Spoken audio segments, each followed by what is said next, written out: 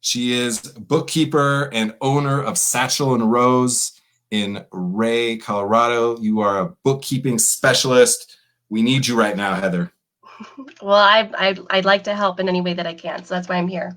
Desperately need you right now. And so before we get into talking about a lot of acronyms that I barely understand and navigating what it is to be a small business right now and trying to get some support from the government, getting people back to work, all of that, I want to tell people a quick story about your family because you've been really, really active in supporting the hospitality community right now, and I want people to know why. Your husband, Ace Linne-Speidel, is a chef, and we have a personal connection.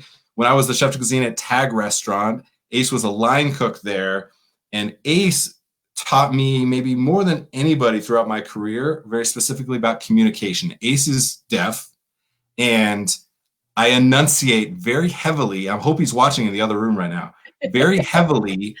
And Ace is one of the reasons I shifted a lot of the ways that I communicate within the kitchen because Ace could not hear me. He can read lips, and physical contact was important. So I do very unique things in the way that I speak, the way that I'm always forcing people to make eye contact with me because that's an expectation that Ace had for me.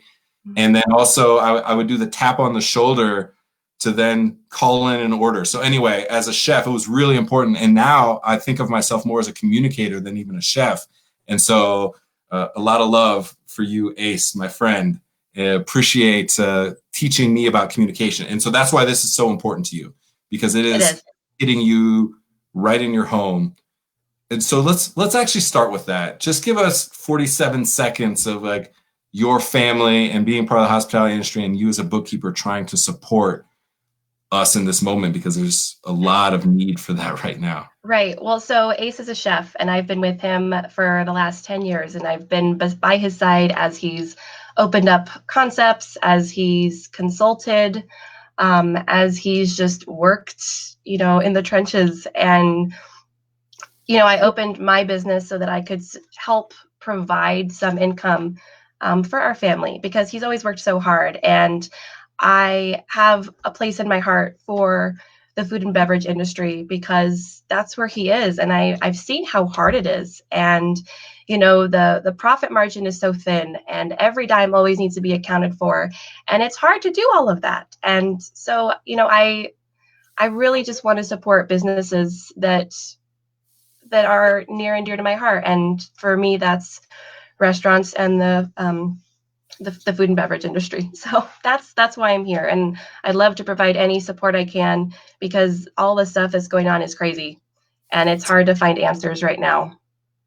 It's really crazy. So we are going to try and unpack a few things. We would have to do a 4-hour podcast every day for the next 2 months to really get all the way down through it. This is an 800-page document that is vague at best in spots and completely contradictory in other spots. So what you and I are going to do is start with people understanding what we're actually talking about when we are talking about this. So let's start with some acronyms. They love throwing acronyms at us, and we pretend like they're just, oh yeah, I obviously know what SBA means, but let's start with CARES, the CARES Act. What are we actually talking about? What does CARES Act mean? So the CARES Act, and you've helped me learn this, is the Coronavirus Aid, Relief, and Economic Security Act. But that's a mouthful, so I think we'll just stick with CARES. Yeah, and they throw this at us like, wow, that sounds quaint and refreshing and super supportive, and they just like make up some words that fill in the acronym. Hopefully they do care, and hopefully we get something out of it. SBA, what does SBA mean? That is Small Business Administration. Yes, and that's who manages a lot of support, loans, grants to small businesses of 500 or less people. That's right. Okay, and they're the ones backing behind a lot of these loans, grants, disaster loans type things we're going to be talking about today and beyond. Okay, PPP. That is the Paycheck Protection Program. Protection Program. Okay, it's like, okay, so we'll just call it PPP. Yeah, we're PPP. We're giving you guys the thesaurus right now, so you know what the hell we're talking about. EIDL. That is the Economic Injury Disaster Loan. So we can call that EIDL or even IDLE. I've heard people call it IDLE. Okay. So. Okay. So those are some of the different acronyms at play in this. These are the bills. These are the specific channels that people are going to be going to get support. All right. Let's start with, we know the money's coming through the government. The money has been allocated, $2.2 trillion. We also know that the SBA is 100% backing these. And then we know that the banks are actually the ones where the money is coming from. And I believe that was because they're liquid and because they have the technology and the infrastructure to be able to get this money out very quickly. So just to understand, because a lot of times this kind of thing would be coming through insurance. Right. This is coming directly through the banks. And that's creating some challenges because banks are trying to navigate this as well. So let's talk about my bank. My bank is or is not accepting applications. They're processing them or not processing. There's a lot of that. So talk to us about how to best organize our information and get connected with our banks. Talk about the banks in this. Okay. Well, I think the first thing to remember in this is that the banks have been caught off guard with all of this as well, and they are working on things as they go. Ace has a cousin in Idaho who is working in a bank, and he has just been overwhelmed trying to navigate how to provide the support and resources for businesses as they apply for these loans. And they've spent a lot of time setting up processes to accept applications. They have to take into account social distancing because that's changing how they're going to even be processing everything. They're working with their legal counsel, and sometimes that might be in the bank itself. So certain banks might be in different, they might be further than other banks based on what they've learned from their legal counsel, and they're still learning. And so I know it's really frustrating, but they're doing the best they can based on the information they have. And as well, there have been a lot of expanding definitions in the bill itself. And I know that, it seems like they're trying to include more people and trying to, I guess, the SBA and the government trying to fill in the questions that people have. Because when they put that bill out there, and I know that I sent you a link to that bill, it's 800 pages and it's a lot of information and it's not very clear. I've looked over it and it can be confusing. It doesn't talk about all the details that you might need based on your individual situation. So I think the biggest thing that people need to do is just communicate with their banks and talk to your personal bank. See if they're even doing this. They might not be an SBA approved lender. And if they are, see what you need to do to continue the process of applying. We were talking before that some banks might actually have closed accepting applications. And if this is the case and this is your bank, search another bank. There is a website. You can go to the Department of Treasury and they will have different lenders that you can see so that you can know where you can go. A lot of banks are only accepting applications for their own members and they're not accepting outside applications. So if you just communicate with your bank, you see if they're moving forward with the application process. They might not even have it set up yet. I know that for certain business entity types, it was supposed to be opened up on the 3rd of April, and they weren't even live in some banks. So check back today because they might be opening up. I mean, it's anyone's guess how this is going to move forward, but just start a conversation and ask your bank these questions and see what they can do to help you. Communication, and this is a challenge. So I'll say one thing. I'm throwing, as we're talking, throwing links into the comments so people can start to get this information because it is complex. Your individual situation is your individual situation. And so we need to make sure that you are getting your information because there is no blanket statement that's going to work. Communication with the banks. I see a lot of challenges, and here's a couple just tidbits I'll throw out there. Wells Fargo has already shut off the tap for intake. And so I don't know how that's going to work out. They're saying that they're leaning into supporting nonprofits within this and then businesses with 50 or less employees. I don't know what that means. I don't know if that's lip service or what. There's also a lot of banks people are reaching out to that are not answering the phones or not connecting people with anybody more than a teller. So there's challenges there. Be diligent. Okay. Be diligent, I think, is the thing. Check back in with them daily, hourly, whatever it is, because you need to support your business, your people, any of that. So be diligent. And then also, I talked to somebody who does bank with Wells Fargo and said, you know what I would do tomorrow, which is today? I would get on the phone and call every single bank and Yes. see if you can get somebody on the phone. Because what else are you going to do with your time? You need to be hustling right now to figure it out. Yes, your bank should be the one supporting you, but if they're not, you need to find a way to support yourself. So I want to make sure everyone is taking their own destiny into their own hands as much as they possibly can. So get that on the record for people. And a lot of the people that I've seen that are the most active, that are the most communicative, are the smaller banks in those smaller communities that, are very connected with that community. And coming out of this, that community is the only people that bank with them because they have such a small footprint. So I want to just throw those things out there. So the bank is the number one conduit really for activating this. And then Treasury, SBA are some of the places where you can get the most information up to date. So we're going to have those links in so you guys can check that out. And another thing to remember also, I don't know that if it's even been discussed in wider circles, but there are different windows for different business types. April 3rd, which was last week, that was geared for small businesses and sole proprietors. But April 10th is going to be opening up for independent contractors and self-employed individuals. So, I mean, it might change based on the bank and where they are in the process, but there might be windows as well. So that would be worth asking your bank if there are going to be specific windows when they opened up to different business types. And then also in SBA and Treasury, there's also places that you can look for what are approved SBA lenders, because to your point, your bank may not be one. So make sure that you're informed on your bank. Understand what your bank is or is not doing, what they're capable of doing, and what their timeline is for. Now let's talk about business entities. That's been shifting. I thought I was a sole proprietorship, but turns out, there's a lot of that. Let's talk about that a little bit. If you're thinking about what your business is and the way that you filed in taxes, is that, or how is that being designated through this process?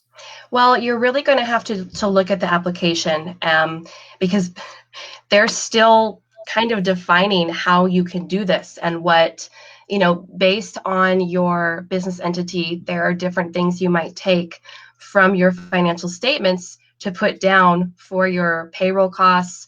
If you are, as an employer, don't even take a salary from a paycheck and you just, take owner's distributions, then it might differ. It might change. So you really just need to know what your business entity is.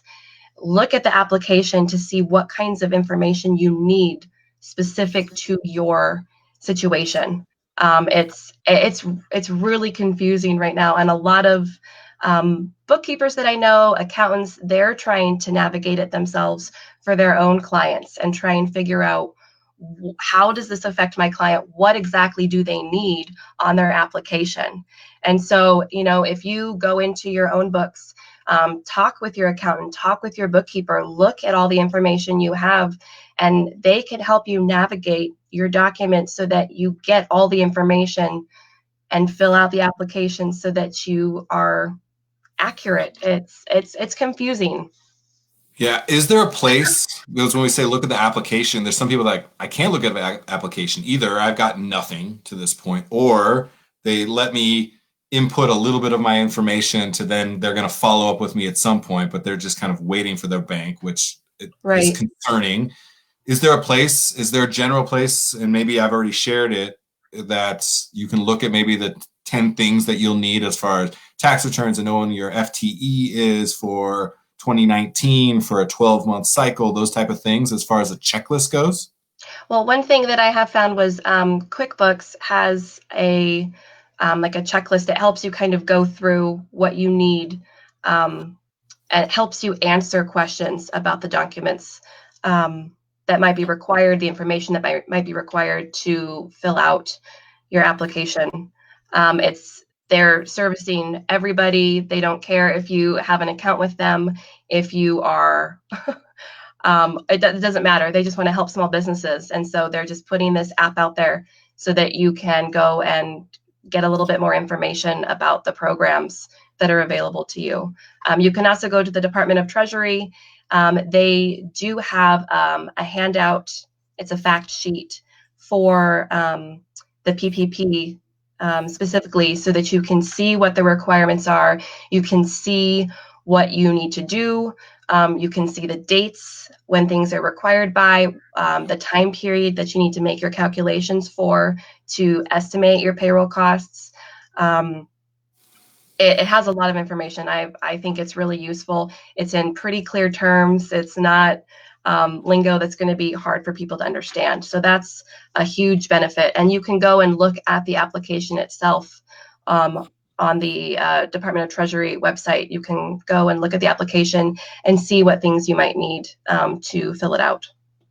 And that fact sheet is in the comments. So if you're thinking about that, just link to that. It says Department of Treasury fact sheet for the PPP with the link, and make sure you get on there, because I did look at that and it simplified some things. Yeah, it's hard because I'm trying to keep all of the contradictions in my head, because I've seen things and then like, wait, that date was different, or that business entity was supposed to do this, or anyway.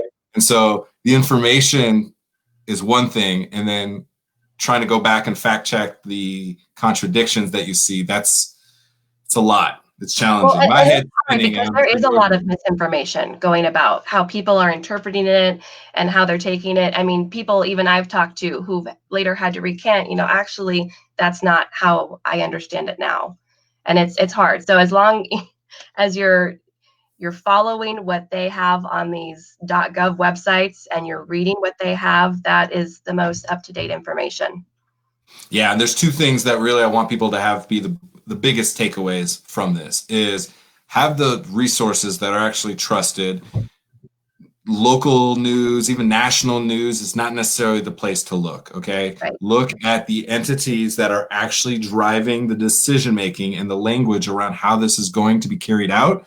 So Treasury, SBA, your specific bank, that's where you need to be focusing your attention, because there's a lot of white noise. And second, finding some trusted voices like Heather, who's going to continue to work through this to be able to funnel more and more up-to-date information, is the other thing. So whoever that is, Heather, your Heather, whoever that is out there, have those two things: a very specific resource that is up to date and can be trusted and is actually in charge of making decisions, and somebody who's going to help you navigate once that information does come. So those are the things that I think are the most important. So your business entity requirements, what, as of now, which is shifting and seems to be constantly shifting, are the requirements to be able to apply for PPP, the Paycheck Protection Plan? Okay, well, so let's see. I have everything written down so that I don't miss anything. Yes. Read it. Tell us. So you do have to be a small business with under 500 employees. Yes. You need to have been in operation by the end of January 2020. You need to understand more about your business entity type, so you know the information that you need to put on your application. Let's see. It's important to know that this is not meant to replace revenue. It is to keep people employed.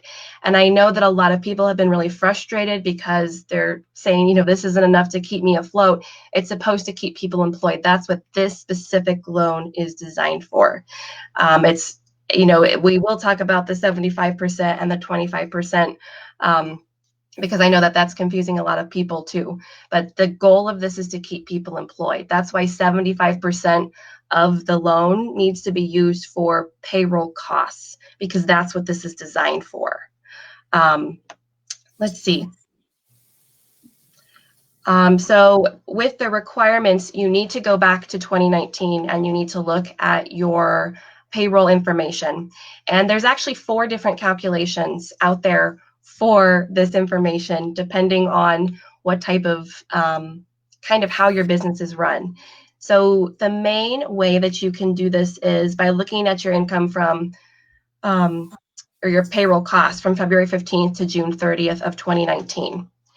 For seasonal businesses, I don't know how much this will apply to restaurants specifically, but it might. So I wanted to add that in there. You would look at your seasonal, I guess the time of year last year when you had the most business, and that's what you would use for your time period. Some businesses, they might need the whole year of 2019 to show their information, because it's not fair to just focus on February 15th to June 30th. Another calculation is if you weren't even in business until December or November, it wouldn't be fair to have that previous calculation. So you would use January and February of 2020.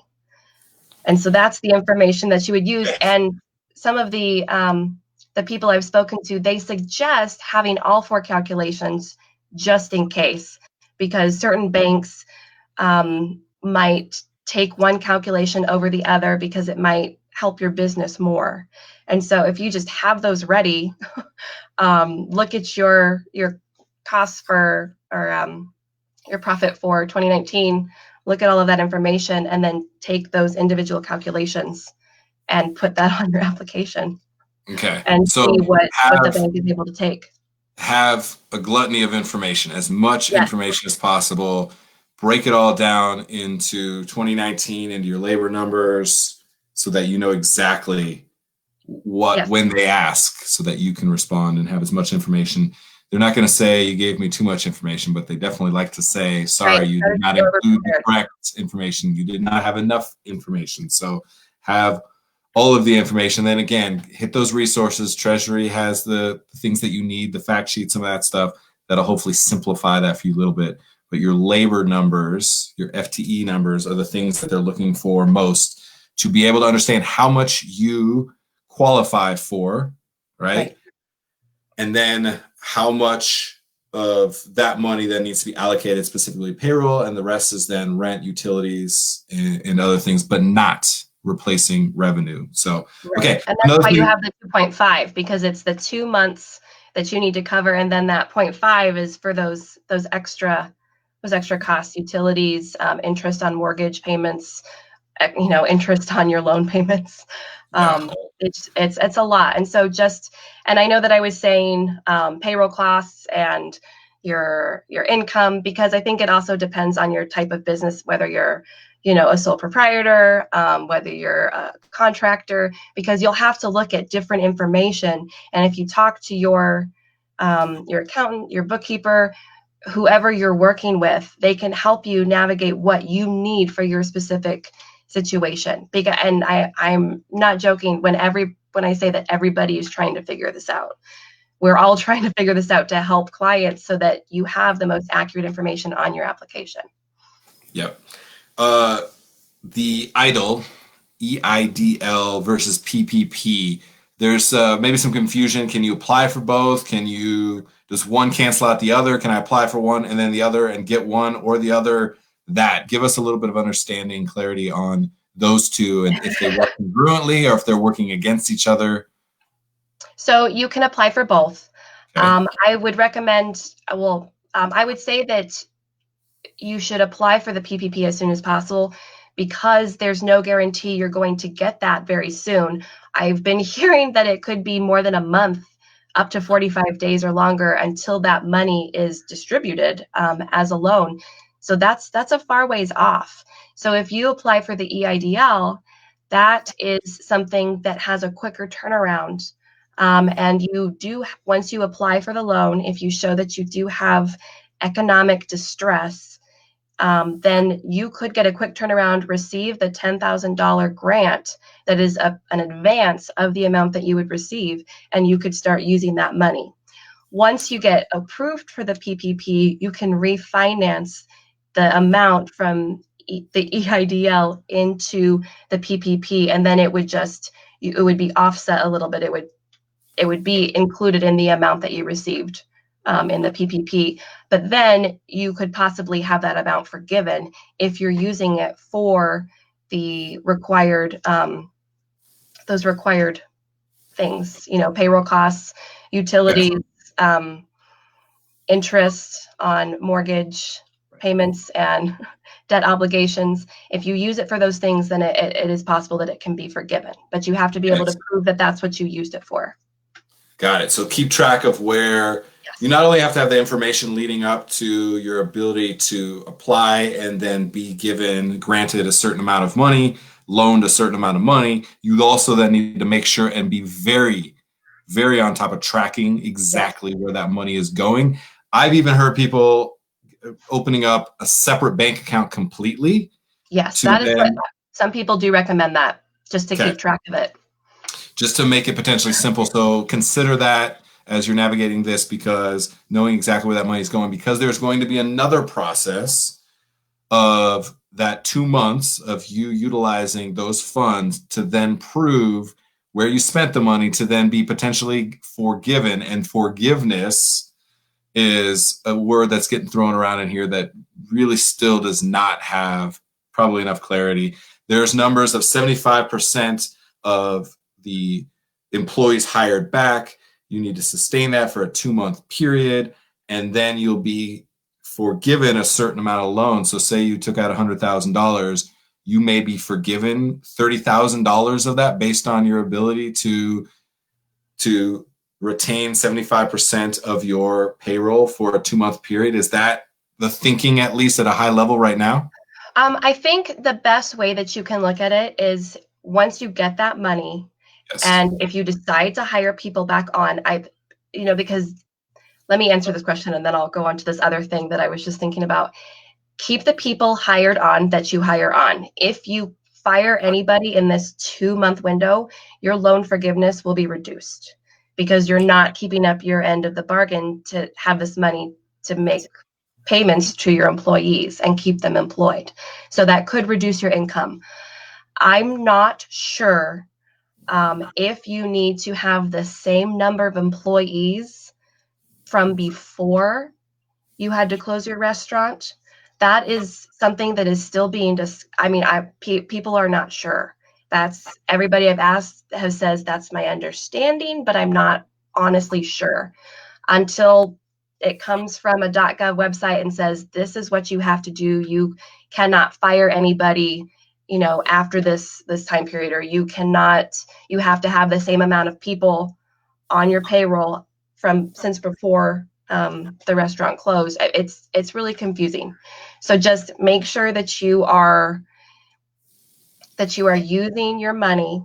The payroll cost needs to be at least 75% of the loan money that you have. You need to use it for 75% of that. The other 25% can be for healthcare, employee salaries, interest paid on mortgage payments, rent, utilities, interest paid on debt obligations. So that's that other 25%. So does that answer the question with that?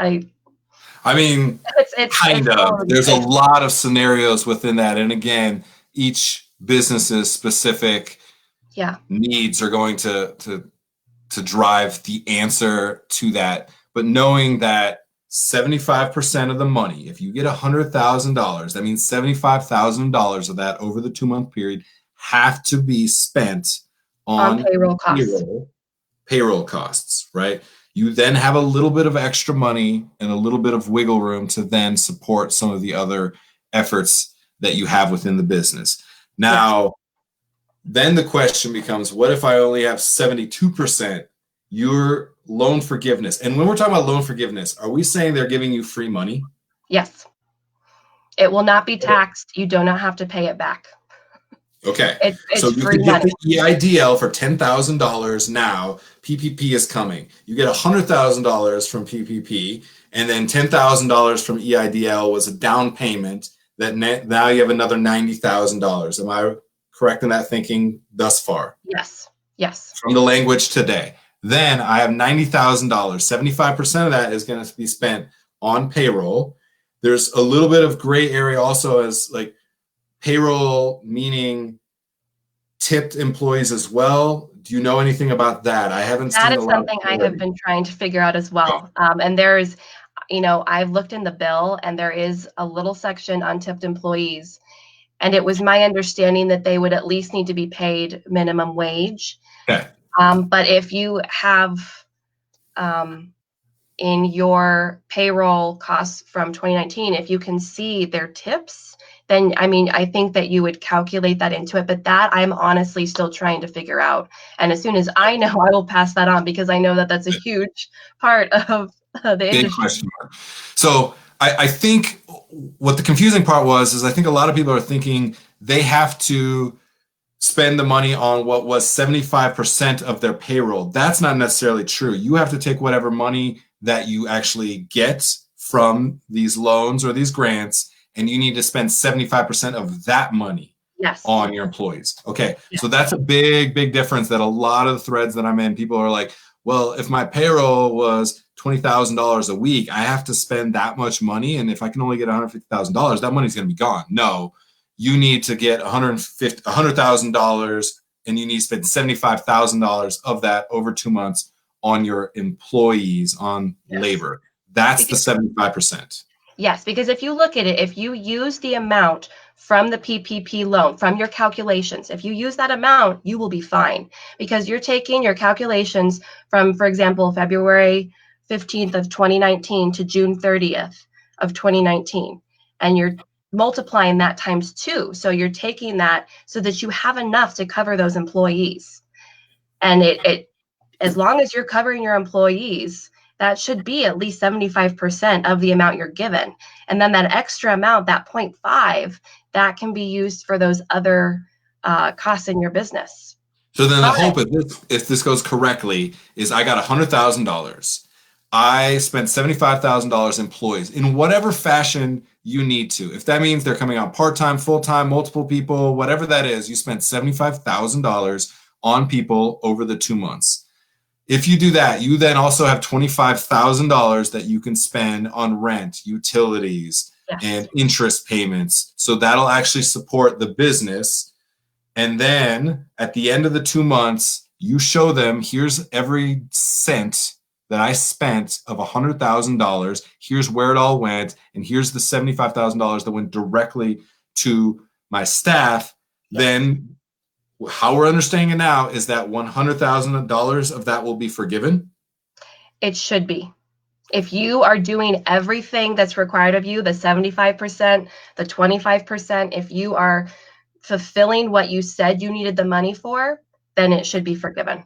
Okay, so I want everyone to hear that part. Now, there's skepticism, I know, and the language is shifting, I know, and the banks aren't sure, is it all going to be forgiven, and what's going to happen? All of those questions. This is where we stand today, is that if you take out $100,000, which you would qualify for based on your payroll numbers, this is why having all your information is so important. You would qualify for a certain dollar amount based on your FTE numbers, based on the numbers that you share through the application process. Then you qualify for $100,000, $110,000, $112,000.72. Whatever that number is, you do simple math and say 75% of this money goes to my people. Set up a separate bank account. Set up 2 separate bank accounts. One with the exact dollar amount that you're paying people. You figure out how many people you're bringing back on that equals that dollar amount over the 2 months, and you bring them on in whatever capacity. Here's what I would say. You may not even be open. Start cleaning your restaurant. Start renovating. Start teaching people how to paint. Whatever it is, pay people to do something. Be aware of social distancing. Be aware of all of the other things we're trying to manage besides this, and put those people back to work in some fashion. Pay them that money. You then have your $25,000 to support the other side of the business. The fact that you can get $100,000 for free, if you do not do this, I know that those interest rates and those expectations and those payments are going to come fast and furious, because we have to figure out a way to pay for this on the back end. And it's going to come from people who do not follow through. And all of a sudden, they're paying back loan interest to support the people that did. So be very aware of that pitfall. But if you're doing the things right, now, if what I'm concerned about is if you hit 72%, 73%, 71%? Right. Are they going to take the percentage down incrementally in small numbers? My guess is not. My guess is all of a sudden when you don't hit it, 50% of that money is gone. So that's the concern that I have. So make sure you hit the 75%, so it's a moot point completely. Right. That's where we stand today. It could shift, but I would just err on the side of caution and just pay your people. And then you can have that forgiven. But it is important to remember that the amount that you get from the EIDL and the amount that you get from the PPP, you cannot use them for the same thing in the same period. Say that again. So the amount that you get from the Paycheck Protection Program and the amount that you get from the EIDL, you can't use those for the same thing in the same period. So if you used, you got your amount from the PPP, you can't also use the amount from the EIDL for the same payroll costs. You just, and they're probably going to be shifted anyway, because you're going to get your amount from EIDL if you get approved, and if there is still money left, you will get that probably before you get money from the PPP. Okay, so good question from Christian Battizi, owns the lobby in Denver. He's always on top of the stuff. I know the two of you have already been bantering. He's got good questions. He asks, we are still responsible for the employment taxes on the forgiven wages. Is that correct? I believe so, but I can check into that just to make sure. Yeah, double check for us. And throw that back. He's in there. Follow up later and answer that question directly. But that's my understanding, but I will double check on that. Okay. So then the $75,000 in our $100,000 scenario, they are still responsible for the payroll taxes on that dollar amount. So if you're thinking about that, I think that that amount might be included, and because you can't follow up. And I want to follow up so I give the right answer. So I don't want to just talk for talking. For sure, because again, what you knew yesterday, what you know today, and what you know tomorrow may be different things. So keep that conversation going. Just for you, Heather, to know that that's an important question that then the restaurant operators are asking themselves, because they want to pay their people. Look, there is not an independent restaurant owner that I know that does not desperately want to put their people back on payroll, right?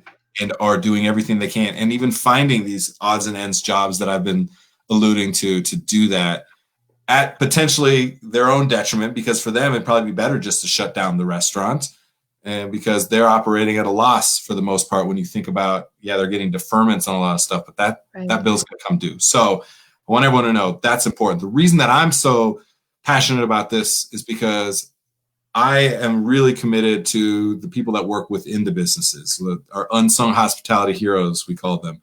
And so I really, really have been hustling for this specifically because I want to see people back to work. And if we can get enough information into the ecosystem for owners and operators to feel confident to say, yes, I'm going to do this, and now I have this money to pay my people, then that is hugely important for the humans in hospitality that are actually working in the businesses, because it is empowering and supporting the owners that are actually putting themselves on the line. Because if this does go sideways and all of a sudden they don't have this money, or they don't have the percentage of loan forgiveness that they thought, or all of a sudden they didn't calculate the payroll taxes that they're going to be responsible for, they close their restaurants for good. Right. When not taking this money, they might have been able to survive with just what's in the bank. So I want that dynamic is the stress and the opportunity that's at play. So that's why, Heather, we're challenging you to continue to funnel us with as much information as possible. Any last thoughts as kind of we've gone through this conversation, as far as, they have all the links. We're going to continue to feed information into the system. Any last thoughts that you have on a big topic? And thank you. One thing I'd like to say is that in discussions with other people in finance, there is a collective hope and a belief that there will be more money that will be trickling down after June 30th, after these programs are finished. And these kind of are serving as the Band-Aid, to help stop all the damage that's happening. And the next things that come down might be to stimulate the economy. So I would like people to have hope that there might be more coming, but I don't want everyone to depend on those things and just become stressed trying to figure out when will this next thing come. I think just working together, and I've been so blown away by the people in Chefs Collaborative just trying to help each other and support each other, and by you leading this charge, trying to just help people. I think it's fantastic. I have no idea what I'm doing, but I'm going to keep doing it. That's like my mantra. I'm just going to keep hustling for people and finding people that are much smarter than I am to try and parse out what the hell is going on right now and just try to have some ideas, insights, and inspiration. That's been like the goal of this. And I just don't know anything else but to communicate. And that's what I'm going to continue to do. So I appreciate you. And I know that this is going to be an ongoing conversation. So I'm very happy that we got to get some FaceTime and talk a little bit and give some people some resources. But this is going to be a day by day, hour by hour battle that we're going to go through. So I'm excited that you are committed to it. So let's continue to feed information. Christian had a couple great questions. Heather, I challenge you, get in there and keep feeding us with as much information as possible. And because later in this week, we're going to have more guests on talking about this topic. And we're going to dig into some things like, it definitely seems like, and there's been some articles written, and again, the articles are only driving other questions to then look at the actual resources where these decisions are being made. But one of the challenges that we just have emotionally in the hospitality industry is that bailouts happen for big companies, and over 90% of the 660,000 restaurants, the 15.6 million people working in the industry are small, independent 1-2 location operations. And those are usually not the entities, the businesses that get bailed out in something like this. So it's definitely a challenge because you're talking about hundreds of thousands of individuals versus bailing out 25 corporations. And so that's something very much at play. Which is why the pessimism is so there. There is a lot of cynicism to it. And also we have that, like, we just do shit ourselves attitude. So I appreciate the banter and the information, and we're going to keep that going. So Heather, thank you to you. Ace, stay strong, my friend, and take care of that family and keep feeding us. We need to be fed. Right now it's information, but hopefully soon enough it's going to be food at our restaurants again. Thank you, Heather. You bet. Thank you. Cheers. Bye. All right. I have a couple more answers, many more questions, as we knew that would come from this. Saw in the comments, thanks, Uncle Larry. Our family is in it. And anybody who doesn't know, we family owns restaurant all across the country, 3 uncles in the business. We're 5th generation. We're crazy for some reason to stay even connected to this industry. But mentioned that Heartland Payment Services and some of the payment processing companies are actually processing some of these loans as well. So that was new information to me, actually. So follow up and look into that, as that may be another option for you if your bank is not being receptive and communicative, which I've heard quite a bit. So, but the big takeaway I had from today was actually that 75% number. It's been a scary number, been thrown all over the place. People think that they need to be able to pay 75% of what their payroll numbers were for the last 12 months and break that number down. That is not the case. That will give you the number that you qualify for. And then if you get $100,000, 75% of that money needs to be spent on payroll. And then you are given that little bit of cushion of 25% of that money being applied to rent, utilities, interest payments on loans, those things that'll keep the business afloat. And then hopefully that will be forgiven. Hopefully. That is the biggest question out. But forgiveness is what that means. So make sure you hit that number, because if you do not, if you come in at 72% of that money being allocated to payroll, my guess is you are going to get gouged for sure. So be very aware of that. Throughout the rest of this week, And thank you, everyone. I know this is a long episode, but there was a lot of information. And this week, we're going to have a lot of information. So we're going to have multiple guests throughout the week that are going to be speaking on this specific topic and topics related to kind of how money is flowing into our ecosystem and into our individual pockets. So tomorrow, we're going to have in the morning an amazing guy, Johnny Sheehan from Salt Raw Bar and Lena's Kitchen in Plymouth, Mass. is going to be on the show at 10 a.m. Mountain Time. And then we're going to have Cher Haven, who is part of the Colorado Department of Labor and Employment. She's going to talk to us about unemployment. So specific to Colorado, but hopefully this will bring some value to people across the country as they're trying to navigate the unemployment process. And she is on the inside and can give us some perspective there. We're going to have some other guests on Wednesday afternoon. Friday, we're going to have somebody from an SBA specialist at a bank talking to us as well. So tune in all week, as this is heavy hitting, informational, broken up with some stories of levity and how we're dealing with these moments. So I appreciate you as always. I hope this was informational for you. I'm learning a lot, and man, so many questions. So continue to ask those questions of me. I am happy to be a conduit. I have no fucking answers for anybody. I am not that smart. I am just good at finding very smart people and trying to continue to ask smart questions and communicate. So I will continue to do that. It is a responsibility that I take, and I take very seriously. So do not hesitate. Get in the comments, ask questions of these threads on any other day. Tons and tons of you have been DMing me on the daily, asking questions, sharing resources, connecting me with other people. Continue to do that, because not only is it important for us, but selfishly, it really, really does fuel me knowing that I'm bringing value to at least one human in hospitality. Thank you. Have a great day. It is my son's birthday today. We are going to go celebrate. I'm excited. We're eating donuts. I hope you are having a great day, and I hope you eat something delicious today. Cheers.